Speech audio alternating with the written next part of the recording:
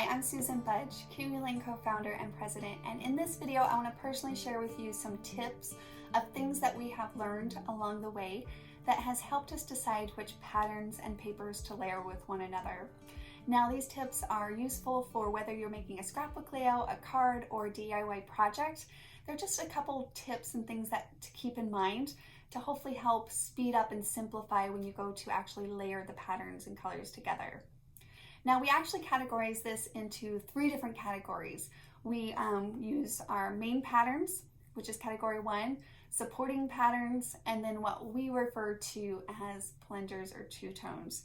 And so to help us take a close look at this, I just pulled some paper from my paper stash just to kind of show samples of each of those categories. Now, starting with a main pattern. Now, a main pattern is usually one that is so cute that you just cannot resist it. It just catches your eye and you feel like you have to have 3 of that design because you just love it so much. So a main pattern is often the one that really stands out to you. It is usually busier or more themey, so it has more of a theme to it. So for example, looking at this stash that we have here, for this one, for example, see how it's a lot busier. It has a lot of colors included in the palette, and it does have a more girly theme because of the flowers. So there is more of a feel going on here. And then we also have some hot air balloons. This would be also a main pattern.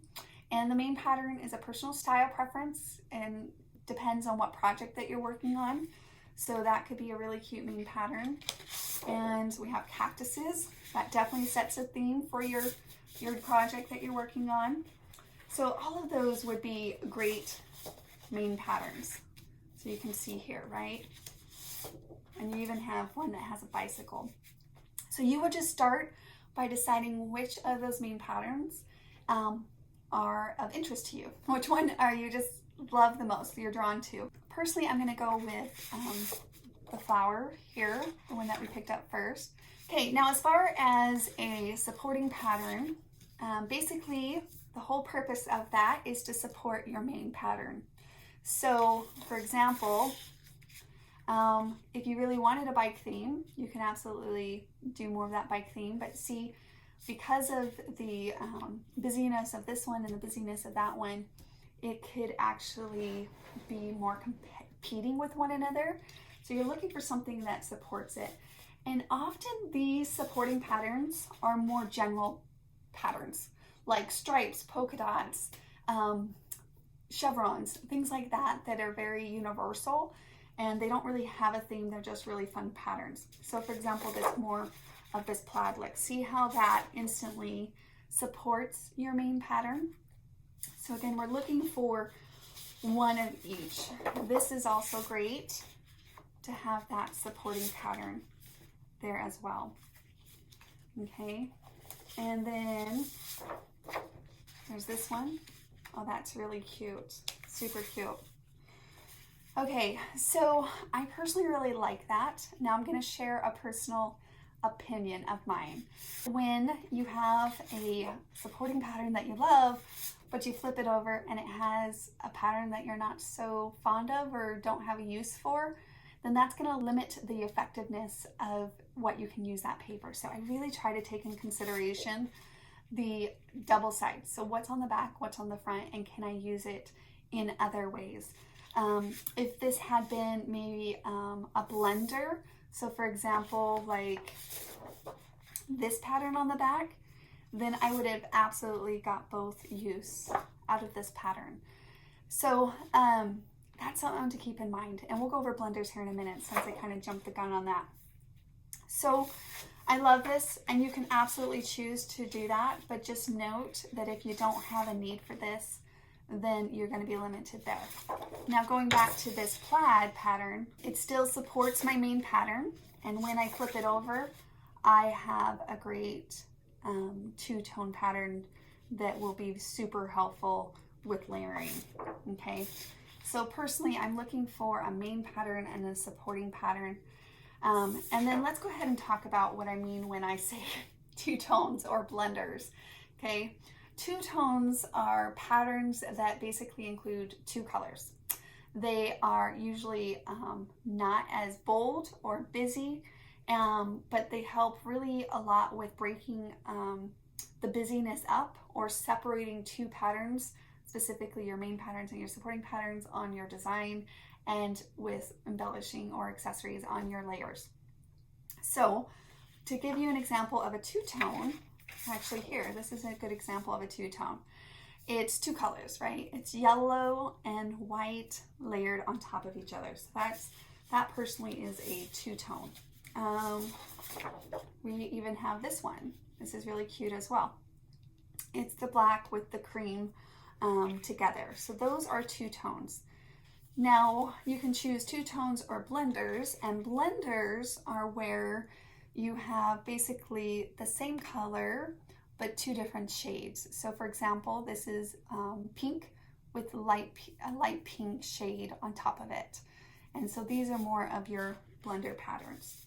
So really quickly, I want to show you, so going back where we just have these showing here at the front, see how all of these, because we have some blenders and two tones and we have a main pattern supporting, it feels very cohesive. So right there, it's going to simplify when you go to design, and you can see that by having a mixture of those three categories that we talked about is going to help with layering and choosing which patterns to layer with. It's going to help make that decision better. Now I'm going to go ahead and just throw in, let's say if we had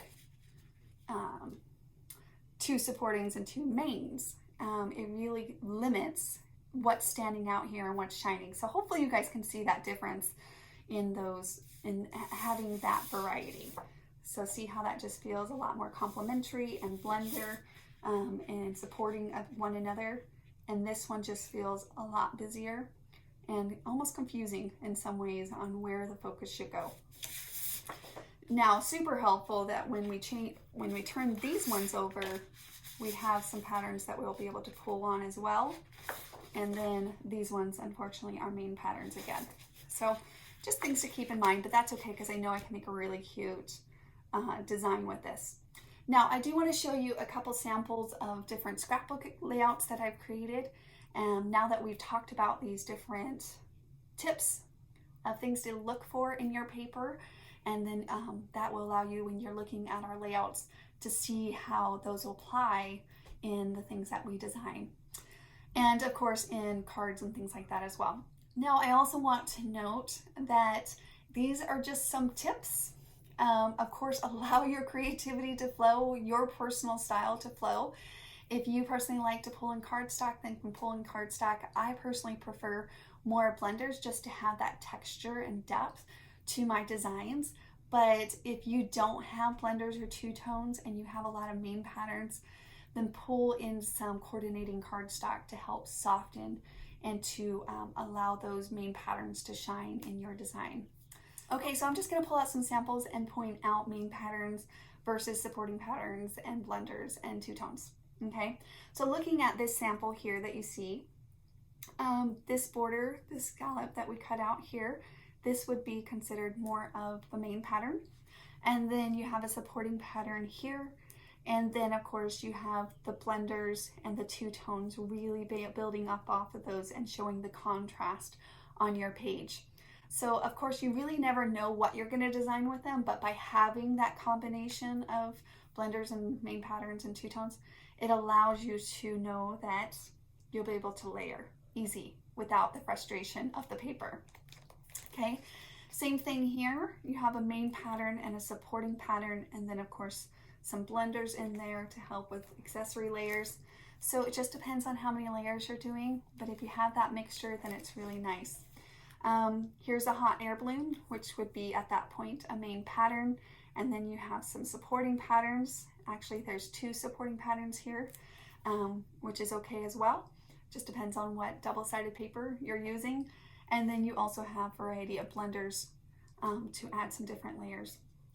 Now, if you are a scrapbooker, we have a great video that walks through how to pick what paper for a 2-page layout.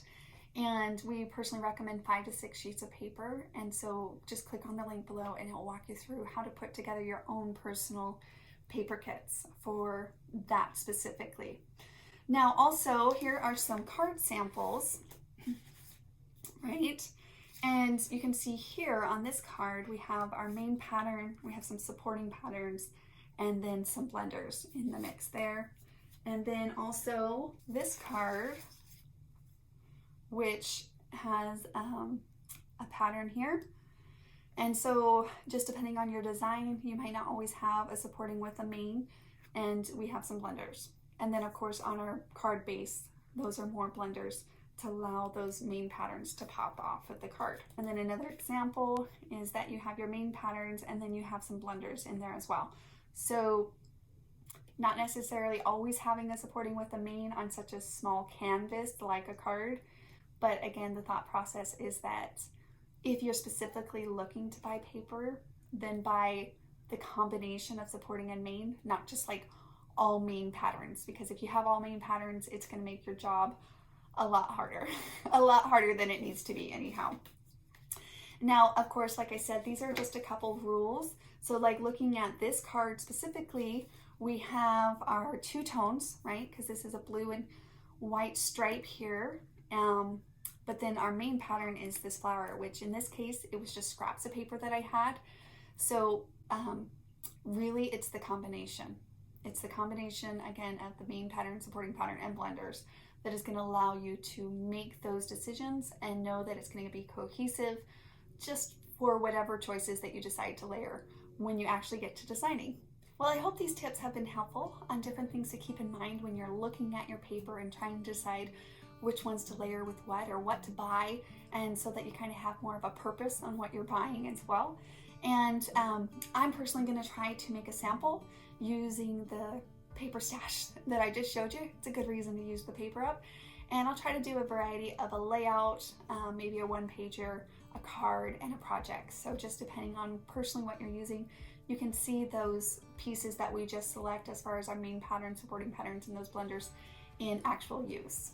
And then if you are personally interested in making some kits yourself using these rules that I just shared with you, then click on the links below. Thanks for watching.